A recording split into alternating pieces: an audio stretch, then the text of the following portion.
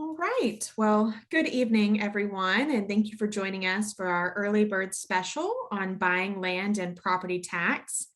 This will be presented by Braun Gresham Attorney and Counselor Cassie Gresham. So this is a brief presentation before we kick off our Converting to Wildlife Management presentation at 6. Because we are so limited on time, we will not be taking questions for this portion of the presentation, but we will provide Cassie's contact information at the end in case you'd like to submit a follow-up question that way. And now, Cassie, feel free to take it away. Sure. Tim's going to run the slideshow, correct? So, That's right. Yes. okay. I was like, I don't think I can control it. So, well, welcome everybody. I'm going to talk a little bit about buying land and property taxes tonight. And I love this topic. It is a topic that comes up a lot in our practice. And Tim and I were joking at the very beginning. It's not something that realtors like us to bring up, but it is super important because usually I'm on the back side of it trying to help clients fix issues where they've bought a piece of property and they didn't ask the right questions. So we're going to walk through just some practical things to make sure when you're buying rural land, you make sure to ask great questions about the property taxes. So let's dive right in. All right, so here's just a rundown of things you should ask. What type of open space valuation do you have on your property? And the reason why I use that kind of umbrella phrase of open space is because most people say ag or ag exemption, but if you really think of it, it's open space is kind of the umbrella, and there's ag and ecolab and timber, and you have to have one of those three before you get to wildlife. So think of it kind of as a funnel in a way. But a lot of people will say, oh, it has ag, but they really mean timber. Or they'll say ag, but they really mean wildlife. And there's different qualifications for different types of open space valuation. So you want to make sure that you understand fundamentally what is the special valuation on the property so that you are then asking the follow-up questions that are really important. So you might ask, how long have you had this open space valuation? And usually people will say, oh, we've had it for years and years and years. And then the next question I'm going to ask is, well, when's the last time you applied? Or do you have any documentation? When's the last time you supplied the appraisal district with anything? Can I get a copy of those documents? So if they're recent to it, then there might be another set of questions that I might ask.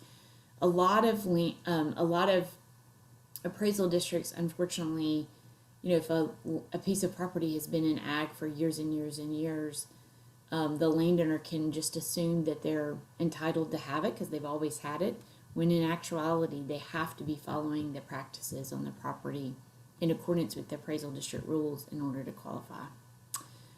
So if there is an ag valuation on the property, I might ask for, like I said, a copy of the application that they made. When's the last time they applied? If it's a really old application, then that kind of clues me into the appraisal district may not have much information about it. I would ask for a copy of the lease that they have. If they're grazing cattle and they have a lessee, I would say, well, can I get a copy of that lease? The reason why you're going to want to know that if you're buying property is you might want to use that person to continue the lease on their property, and maybe the lease doesn't end until next year and you want to convert that over to you. I've had that situation a lot of times where it's working out really well and there's a lessee on the property and the lessee is doing a great job. Well, why would you want to mess that up? So you want to meet that person too and have them do their work on their property if they already have the use of the property that's working really well. If you have a wildlife management valuation on your property, then you want to ask them, can you provide me with a copy of the wildlife management plan? Do you have any documentation of the wildlife management practices that you have implemented on the property? Do you have an annual report that you have submitted to the appraisal district? A lot of the appraisal districts every year ask for an annual report, and it's a good way to see if that landowner has reported to the appraisal district what they're doing on the property. Then you can kind of see, oh, they've been keeping up with their stuff, or gosh, they may be a little behind, and because you're going to inherit whatever problems they're having with their ag or wildlife management use currently on the property. You're going to inherit that. And then you're also inheriting the history. So if they've been in the history for the last 5 years, then you're going to inherit that history. So like I said, when's the last time you applied for ag? When's the last time you had an interaction with the appraisal district? Those are all great questions to ask when you're first considering.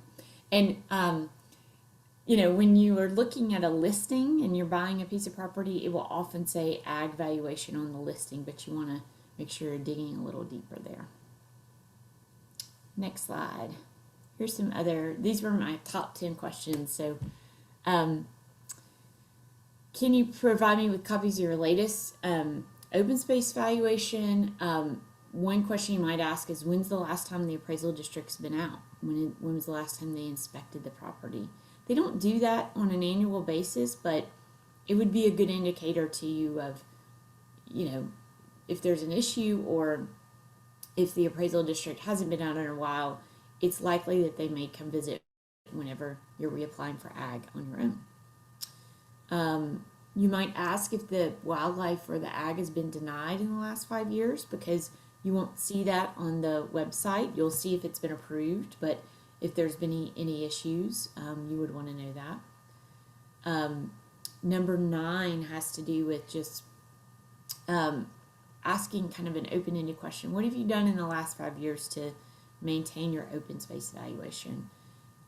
Landowners who are in wildlife would probably answer, oh, well, we do predator control, or we feed the birds, or we provide supplemental food, or I've got these nest boxes on my property, or we go out and we kill the feral hogs on our property. And so based upon the activities they might tell you about, you would be able to tell how much activity they have on their property. And as Tim's going to cover, landowners and wildlife have to do 3 activities each year in order to qualify their properties. Again, number 10 is talking about documentation. So you're looking for, do they have any photos of any or any receipts of money they've spent, things that they would be turning into the appraisal district if they were doing an annual report. I often will ask, I mentioned a lessee. If they have a lessee, can I talk to them? Can I see the lease? If they had a caretaker, sometimes you're purchasing a property where there's somebody on the property who's been managing the property. You could ask to speak to that person, and most likely they're going to be doing all of the work that's out there on the property. So you want to get the documentation of how they've been maintaining the open space valuation. And that can feel a little intimidating, when you found this beautiful piece of property that you just love, and you don't want to screw the deal up, but you also don't want to purchase a property that doesn't have an ag valuation or wildlife management valuation in place, and it's not in good standing, because then you're going to inherit a bunch of problems. You're going to have to apply in your own name when you buy this property. So if the appraisal district asks you for history of how the property's been used, if they haven't been keeping up with it, you'll be responsible for providing that information to the appraisal district. So it's super important as part of the due diligence of purchasing a property that you're asking for this documentation and this history, so that when you submit your own application, you can say, see, I got this information, all this stuff that's been going on from the seller, and I've got my 5-year history. Sometimes if they don't have it, if they don't have pictures, they haven't been writing it down, at closing you might be able to get an affidavit from somebody who's been managing the property, or a letter or a statement saying, hey, I've been doing these things on the property, and that's helpful too. Cassie, can I say something real quick? Sure, You mind? Of course. I hate to interrupt, but I want to interject something here. It's great that you're doing this, and I have a feeling we have some folks here who are probably looking at buying properties. The last little while, the last month or so, Plateau, we've been getting a lot of phone calls from people who are saying, I'm looking at a property of 45 acres or 30 acres or 20 acres. Haven't bought it yet, but I'm just curious about, what I need to, what do I need to ask? And does it qualify for wildlife is really what they're asking us about. what I wanted, and I'm going to take these questions, put them on on one sheet of paper. And the easiest thing to do, folks, is to take these questions and give them to if you're working with a realtor, give them to your realtor and say, before I do anything, I need these answers.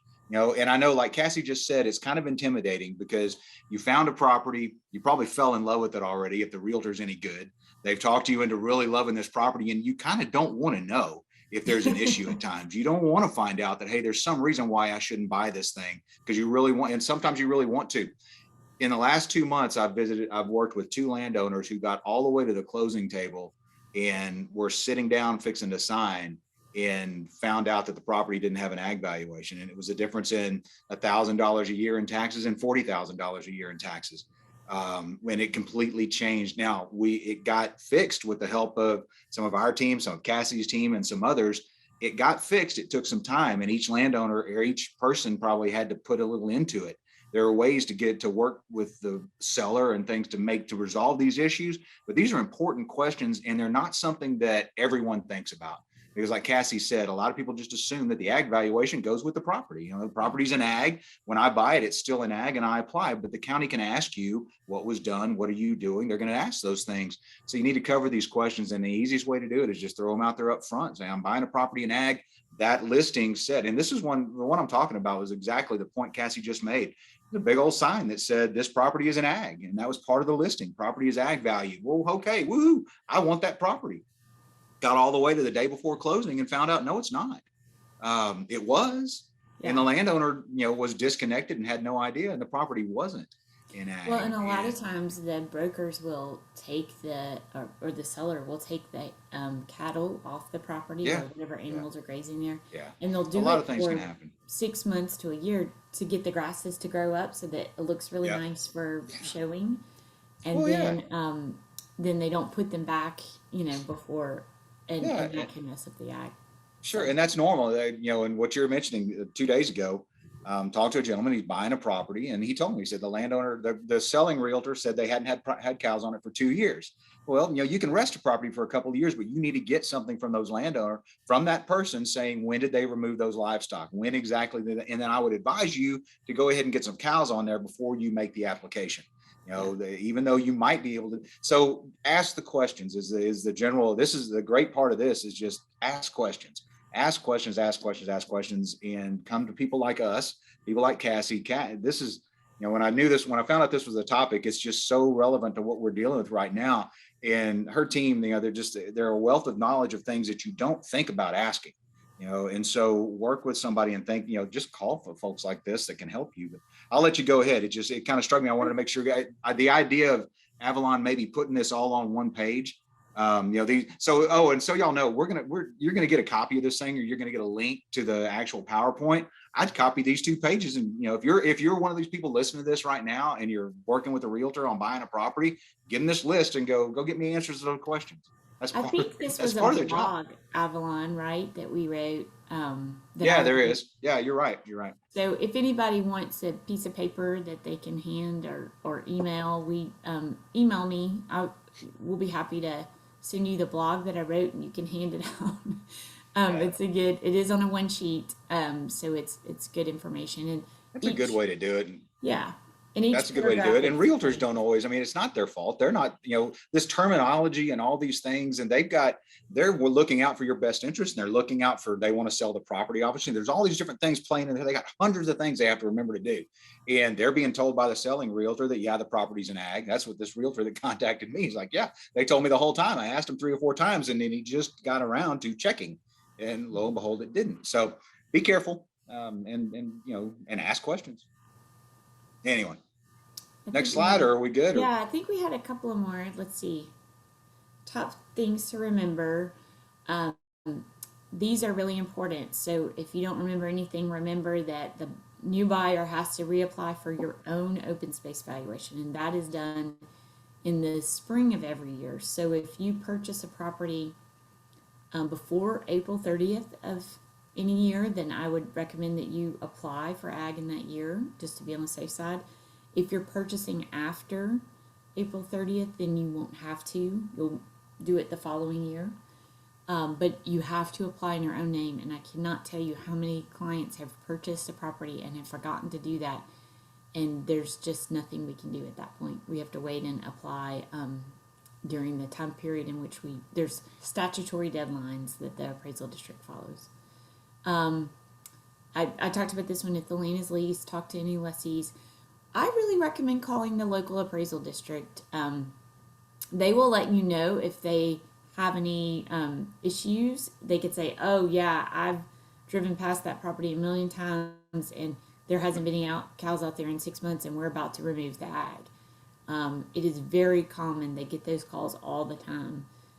So call the appraisal district and say, hey, are there any issues that I should know about on this piece of property?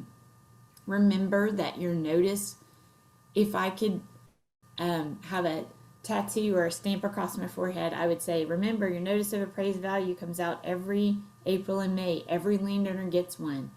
If you do not get it, you need to find out why. Call the appraisal district. Find out why you're not getting it. It could be that it's going to the wrong address. The requirement is only that the appraisal district puts it in the mail to you, not that you receive it. And if you don't receive it, they don't have to follow up with you. And you have 30 days to protest your notice of appraised value, and then you lose the ability.